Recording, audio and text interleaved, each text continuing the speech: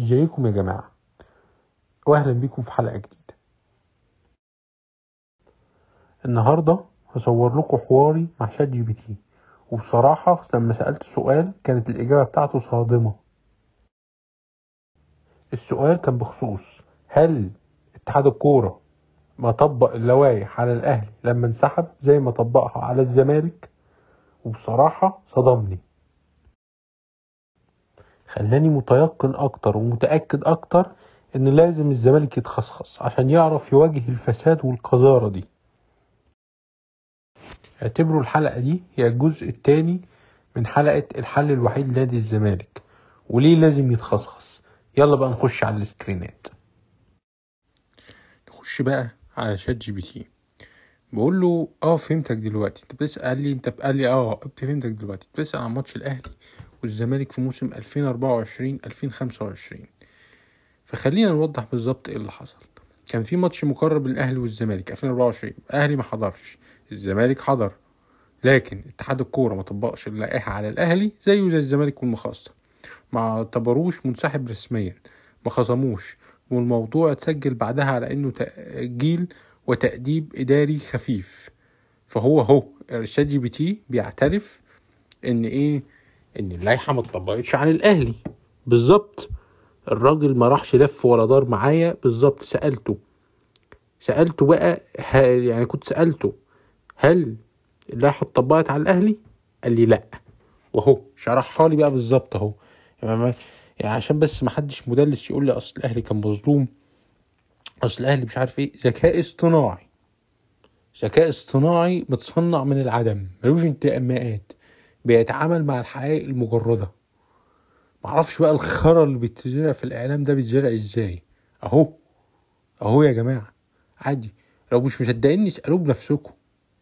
انا اهو حتى رحت سالته سؤال تاني اهو في السكرينه التانية. هساله سؤال تاني اهو.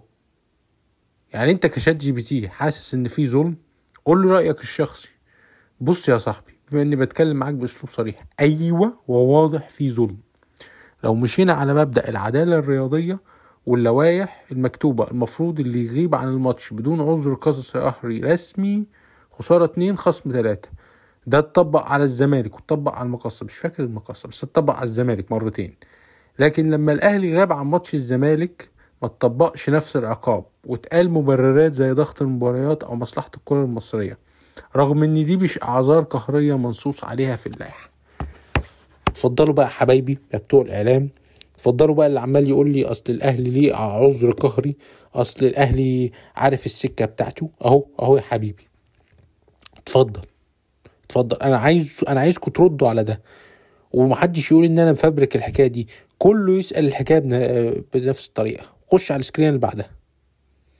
طب ليه بيحصل تمييز احيانا؟ اهو بالظبط كلامنا احنا كزملكاويه. قوة النفوذ الاعلامي والجماهيري، الاعتبارات الاقتصاديه والسياسيه، ضعف الاداره الرياضيه، حسابات جماهيريه. اهو الاهلي يحكم، اهو بالظبط ده اللي احنا بنقوله. ضعف الاداره الرياضيه، بيطبق اللوائح، بيخاف من المواجهه.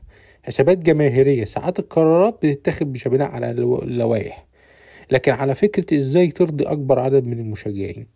الاعتبارات الاقتصادية والسياسية، بيشارك في بطولات عالمية، ده بيهم مصر على المستوى العالمي. والخوف لو عاقبت الاهلي بعنف ممكن يتضرر تمثيل مصر خارجيا او يحصل مشاكل مع الرعاة. بالظبط. قولوا بقى شات جي بي تي زملكاوي، ايه رأيكم يا فاشلة؟ ايه رأيكم يا مدلسين؟ ايه رأيكم؟ قولوا بقى عليه زملكاوي يا جدعان. اهو ده ذكاء اصطناعي يعني مفيش تدليس. خش بقى على السكرينه دي. طب ايه نتيجه التمييز ده؟ فقدان الثقه في عداله البطولات، احباط جماهير الفرق التانية زي الزمالك والمقصه، احساس عام ان في فرق محصنه، ضرب مفهوم التنافس الشريف. هل معناه ان الاهلي وحش؟ لا، الاهلي عظيم. مش عارف ايه. اللوم الاكبر على اللي ماسك المنظومه، مش قادر يطبق اللوائح من غير خوف او حسابات تانية. اهو عشان اقول لكم ان انا مش ان انا جايبه بالظبط بالاجابه بتاعته، مش قاصص حاجه، عشان ما حدش يقول ان انا مفبرك الحكايه. الخلاصه، الكوره لازم يبقى فيها عدل اكتر من حاجه تانية. لو كل نادي اتحسب بالقانون، الكوره هتبقى اجمل وانضف، ومفيش جمهور هيحس بالظلم. اهو يا جماعه، بصوا يا جماعه، شات جي بي تي خش على السكرين اللي بعديها. بيقول لي قوي حلو قوي ولا كمل؟ ده كان عايز يكمل، انا قلت له لا. قال لي قوي، فقلت له فلو قال لي لو الزمالك او اي نادي تاني زي الاسماعيلي او حتى الاتحاد او حتى بيراميدز كان عمل الاهلي عمله، نسبة 99% كان يحصل عدل. الحكام كانوا يستنوا الوقت القانوني، يكتبوا في تقاريرهم الفريق الفلاني يتخلف، اتحاد الكورة كان هيجتمع بعدها ب24 ساعة، مش هيقعد الأسابيع دي كلها ويعمل قرارات ويطلع لجنة وابن محمود صالح الوحش الكلام ده، وكان هيطلع قرار رسمي خسارة الفريق، خصم 3 نقط وغرامة مالية. نخش على السكرين اللي بعدها بالعربي كده. لو الزمالك مكان الأهلي، الحكومة كانت نزلت عليه النار بدون نقاش، لأننا شفنا الكلام ده حصل في 2020 مع المقصة، وفي 2024 لما انسحب من ماتش الأهلي. اللائحة الاتحاد طبق اللائحة. ليه بيحصل كده مع الزمالك مش مع الأهلي؟ لأن بالظبط اتحاد الكرة مش بيقدر يتحمل ضغوطات كامل الأهلي، إعلام الأهلي كبير فبيتساهل معهم نظرية الجامد وبوروا السكرينة. إذا الخلاصة الكبيرة، الكرة المصرية مش كل الأندية بتتحاسب بنفس المعيار. اللي عنده جمهور ونفوذ إعلامي بياخد معاملة خاصة، واللي عليه جمهور أقل ونموذج أضعف بيتطبق عليه القانون بكل قسوة. تحب أقول لك شوية أمثلة تاريخية فحصلت عبر السنين؟ قلت له لا كفاية كده، إحنا كزملكاويه خلاص يعني عارفين. فبيقول لي والله، قلت له يعني انت قلت له انت صدمتني. قال له والله من ذوقك، وعايز اقول لك انا مش هنا عشان اقول لك كلام مضروم ولا اجامل طرف. هو طبعا مش زي الاعلام بتاعنا، طول ما بنناقش حاجه هدفي دايما ان الكلام يكون منطقي وفي ضمير. على فكره وجود ناس زيك مش عارف ايه، لسه في امل في الكوره تبقى انضف واعدل. مش قاليش بقى انت زملكاوي زي ما الناس التانية المتخلفه بتاعتنا بتقول.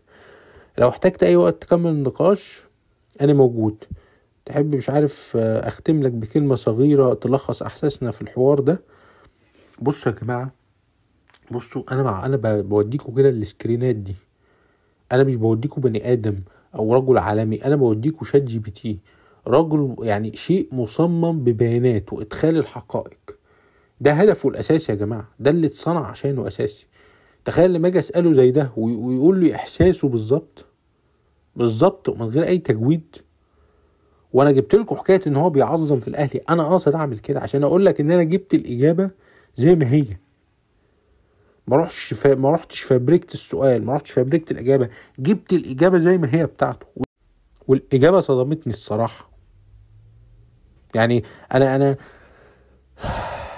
الصراحه مش قادر افهم اللي يقول لك زملكه الدوله. زملقوك يا بعيد من هناك. هو ايه اللي قال زملكه الدوله ده؟ هو كان مش فاهم؟ هو كان فاهم هو بيقول ايه؟ انا اراهن ان هو مش فاهم هو بيقول ايه. لو هو فاهم يعني يبقى يقابلني. يعني ايه زملكة الدولة؟ حد يفهمني يعني ايه زملكة الدولة؟ يعني ايه الحكومة بتخدم الزمالك؟ مش فاهم انا. ومين اكتر نادي بتحلله مجالس ادارات؟ الزمالك ده لو اتخصخص يا ولاد انتوا مش هتشوفوا ولا اخضر ولا يابس. انتوا كل يوم هتناموا على بطنكم. انتوا مش عارفين يعني ايه زملكة الدولة؟ بسألوا عن شوية جهلة. بتعاملوا حبيبي مع الحقائق. اهو يا حبيبي شات جي بي تي اهو في وشك، يبقى جيب لي بقى حاجة ترد بيها على الشات جي بي تي ده. وصيحوا بعد كده في الكومنتات واضحة السكرين اللي بعديها اهو. يلا ما تختم لي كلمة: العدل مش رفاهية، العدل هو اللي بيخلي الحلم حقيقي والمنافسة ليها طعم. دايما خليك صادق مع نفسك وقول الحق ولو الدنيا كلها ماشيه. اهو دي رساله للاعلام. وجودك واحساسك ده معناه ان الناس لسه بتفهم وتحس ودور على الايه. انا مش شايف دي. دور على في عالم كله حسابات. ما مش شايفها بس انا شفتها يعني بالعافيه شايفها. انا هو عشان اقول لك ان انا مش منتج الفيديو. انا فخور بالحوار ده معاك، بس هو مش عارف بقى بيقول لي جملة صغيرة نختم بتاع. بس انا هكتفي بقى بهذا القدر من السكرينات. يعني بصوا يا جماعة، انا واجهتكم بالسكرينات دي وايه واسيبها لكم بقى بضميركم. وانا لو وريت الشات جي بي تي ده وفي الاخر ما اعترفوش، ده بيبين فعلا او بيفسر فعلا ازاي بينساقوا ورا اعلاميين زي شوبير. وممكن يفسر لك ان السبعة اكبر من التسعة، او ممكن مثلا يفسر لك حاجات كتير. يعني مثلا الاهلي ما انسحبش، لا الاهلي اعتذر. حاجات غريبة يا جماعة. في الاخر انا مش عارف احنا عملنا ايه في حياتنا عشان نعيش احنا وجمهور الاهلي في بلد واحدة. احنا مثلا كلنا مال يتيم؟ عملنا ايه بس في حياتنا عشان نعيش مع هذه الجماهير؟ ما يودونا دوري تاني. عزيزي الاهلاوي، اسمع كده كلام عفيفي. لو الحاجات بقت واضحة وبشكل مباشر وانت لسه مصدق، فانت يبقى عندك في مشكلة. او غالبا بيحطوا لك حاجة في دماغك، مش عارف ايه بالظبط، بس غالبا بيشخوا في دماغك. فبصوا بقى، انا هنقل الحلقة عشان خلاص انا عرفت منكم.